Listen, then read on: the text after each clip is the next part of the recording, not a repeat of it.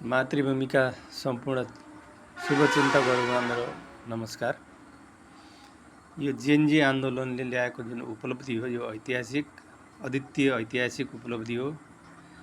यसमा धेरै एउटा तहसनहस भयो भन्ने जुन अफवाह फैलाइएको छ त्यो केही पनि होइन।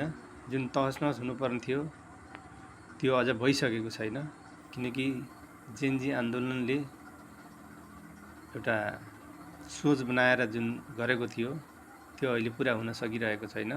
त्यसलाई कहीँ हाइज्याक त भएको छैन भन्ने किसिमको आभास पनि भइरहेको छ। त्यसैले यो जेनजी आन्दोलनलाई सफल तार्किक मोडमा पुर्याउनको निमित्त अझै धेरै सङ्घर्ष गर्नुपर्ने हुन्छ।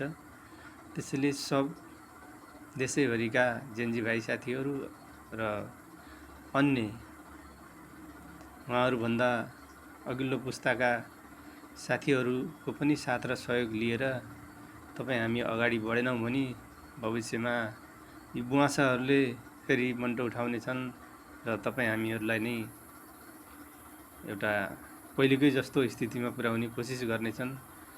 त्यसैले सम्पूर्ण जेनजी साथीहरू वा त्योभन्दा अगाडिका पुस्ताका साथीहरू सब मिलेर जेनजी भाइ बहिनीहरूलाई सपोर्ट गर्नुपर्छ। उनीहरू भनेका यो युगका एउटा संवाहक हुन्।